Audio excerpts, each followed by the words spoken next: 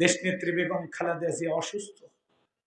আহা, এই মানুষটা যার উপর এত জুলুম করা হয়েছে, এই অসুস্থ অবস্থায় জেল খেটেছেন, আজকে মমস্য অবস্থায় বেশ কয়েকদিন ধরে ঢাকার একটি হাসপাতালে ভর্তি। জার্মান থেকে ভাড়া করে এয়ার অ্যাম্বুলেন্সে করে তাকে লন্ডনে নেওয়া হবে। তাকে নেওয়ার জন্য তার পুত্রবধূ জোবাইদা রহমান এসেছেন। আমরা জানি না আল্লাহর এই বান্দির অবস্থাটা কি, এখন আমরা জানি না। অনেকে গুজব ছড়াচ্ছেন যে উনি একেবারে লাইফ সাপোর্টে জীবনের শেষ মুহূর্তে পৌঁছে গেছেন। আল্লাহর কাছে আমরা দোয়া করি, আল্লাহ তোমার এই বান্দি একটা বারের জন্য, তুমি তো ডাক্তারের ডাক্তার, আর একটা বারের জন্য সুস্থ করে আবার আমাদের মাঝে ফেরায় দাও। একটু জোরে কোন আমিন। যাকে আপসহীন দেশ নেত্রী বেগম খালেদা জিয়া বলা হয়, যিনি প্রকৃত দেশপ্রেমিক, এদেশের মানুষকে কখনো বিপদে ফেলে পালিয়ে যাননি। কথা বলে ঠিক কিনা?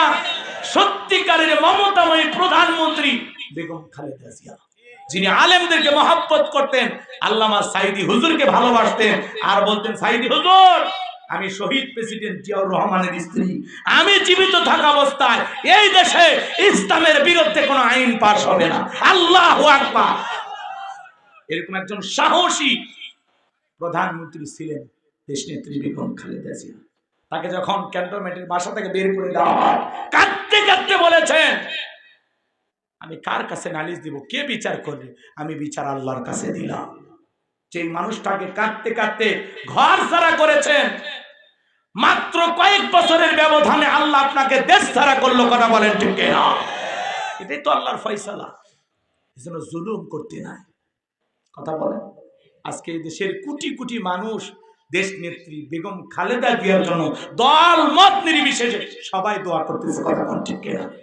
এদেশের প্রত্যেকটা মসজিদ থেকে, মাদ্রাসা থেকে তার সুস্থতা কামনায় দোয়া করা হচ্ছে।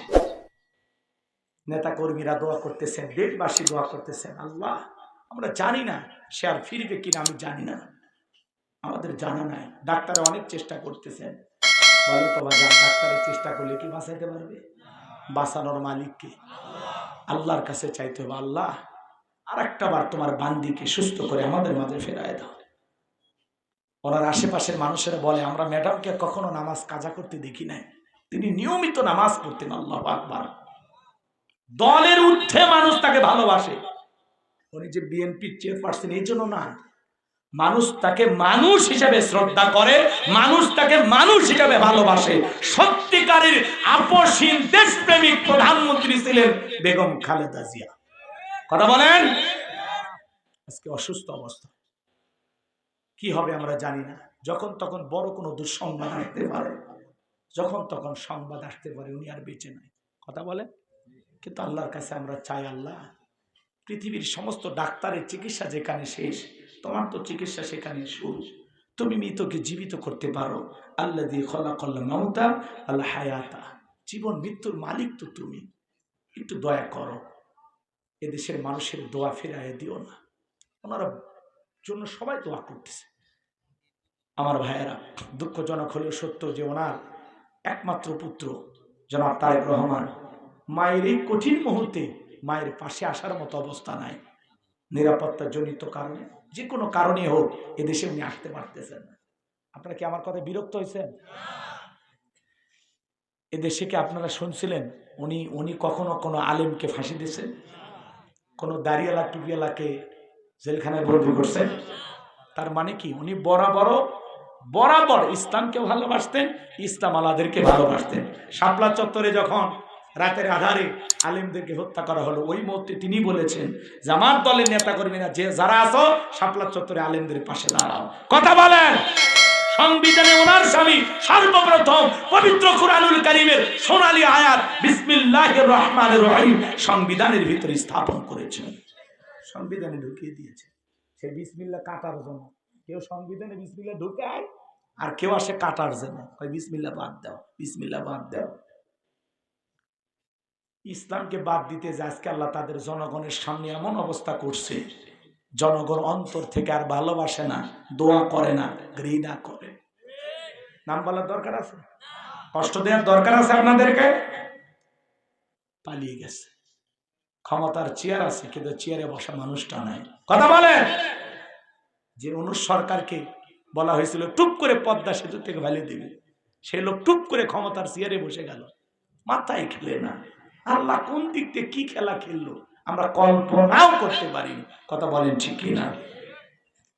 এই জন্য দেশ নেত্রী বেগম খালেদার জন্য দোয়া করবে তো ইনশাআল্লাহ। আল্লাহ যেন তাকে ফেরায় দেন, আর একটা বার সুস্থ করে আমাদের মাঝে ফেরায় দেন। আল্লাহ যেন তাকে শেফায়ে কামিলা আজেলা দান করেন। জোরে বলেন আমিন। আর একটু চিল্লায় বলেন আমিন। আল্লাহ তোমার এই বান্দিকে তুমি মাফ করে দাও, তার জীবনের সমস্ত ত্রুটিগুলো মাফ করে দাও। তিনি এই দেশের কল্যাণে, মানুষের কল্যাণে যত ভালো কাজ করেছেন আল্লাহ সব আপনি কবুল করেন। জোরে বলেন আমিন।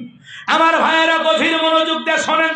ইযা হিয়া হাইয়াতুন তাসআ, লাঠিটা নিক্ষেপ করা মাত্র হয়ে গেল বিশাল বড় একটা সাপ। মুসা নবী বলে বাপ রে বাপ, এ যে জাতের সাপ, আমার বংশ করে দিবে সাপ। মুসা নবী সাপটাকে দেখে ভয়ে দৌড়াইতে লাগলেন।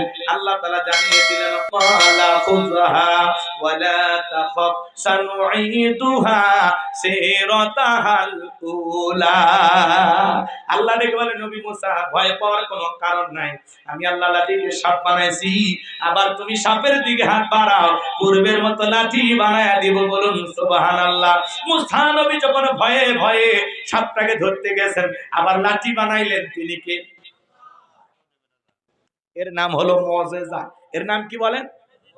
এরপরে আল্লাহ বলেন ওয়াদহুম ইয়াদাকা ইলা জানাহিকা তাখরুজ বাইদা মিন গায়রি সুইন আয়াতান উখরা লিনুরিয়াকা মিন আয়াতিনাল কুবরা।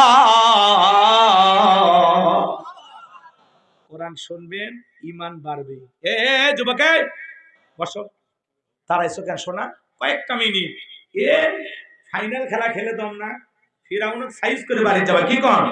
লিল্লাহি তাকবীর। আল্লাহ বলে পয়গম্বর তোমার ডান হাতটা বগলের নিচে ঢোকাও, ওখান থেকে বের করো। কোন দোষ ছাড়া আমি আল্লাহ ধবধবে উজ্জ্বল সাদা চমৎকার দেখাবো। এই যে কুদরতের দুইটা নিদর্শন দেখাইলাম, দুইটা মুজিজা দেখাইলাম, আজকে মহাকাশে যায় 400 কিলোমিটার দূরে থেকে ছবি উঠায়, সেখানে আল্লাহ তাআলা দেখায় ও পৃথিবীর মানুষ তাকায় দেখো, 400 কিলোমিটার দূরে থেকেও আমার বাইতুল্লাহ দেখা যায়। আল্লাহু আকবার, আল্লাহু আকবার। আল্লাহ বলে কুদরতের দুইটা নিদর্শন দান করলাম, এইবার তোমার দায়িত্ব হলো ইযহাব ইলা ফিরআউনা ইন্নাহু তাগা। ফিরআউনের নিকট চলে যাও, যা বলো ফিরআউন রে, তোর বানানো আইন দিয়ে মিশর চলবে না, এখন থেকে মিশর পরিচালনা হবে আল্লাহর আইন দিয়া। আলালাহুল খলক ওয়াল আমরু, সৃষ্টি যার আইন চলবে সে আল্লাহর কথা বলে, ঠিক কি না? আমার ভাইরা মুসা নবী ডেকে বলে আল্লাহ আপনি কি ভুলে গেছেন আমি ফিরআউনের দরবারে মার্ডার কেসের আসামি, গেলেই তো ফাঁসি দিয়ে মারবে। আমার আল্লাহ ডেকে বলে ভয় পাওয়ার কোনো কারণ নাই। এ নবী মুসা, আমি আল্লাহ যার সাথে আছি, কোন জালেম আগুনে পোড়ায় মারতে পারবে না। কথা কম। আগুনে পোড়ায়া মারতে পারবে না, পানিতে ডুবাইয়া মারতে পারবে না। আল্লাহু আকবার কর। পানিতে ডুবাই মারতে পারবে না, আগুনে পুরাই মারতে পারবে না, হাজারো দিন রিমান্ডে নিয়েও ওরা মারতে পারবে না। কথা কন না কেন? হাজারো নির্যাতন জুলুম করার পরেও ওরা মুমিনের মুখের হাসি কেড়ে নিতে পারবে না। বলুন আল্লাহু আকবার। আল্লাহ যদি কাউকে বাঁচায়, তাকে মারার কেউ আছে? এই যে ভারতের একটা ঘটনা ঘটছে বাজান, ফজরের আজানের আগে একটা গাড়ি দুর্ঘটনা করে পুকুরের মধ্যে পড়ে গেছে, আর মুয়াজ্জিম সাহেব আজান দেওয়ার আগে মাইকে এলান জারি করলেন, কে কোথায় আছেন ভাই, পুকুরের মধ্যে একটা গাড়ি নেমে পড়ছে, তাড়াতাড়ি করে আপনারা বাঁচান।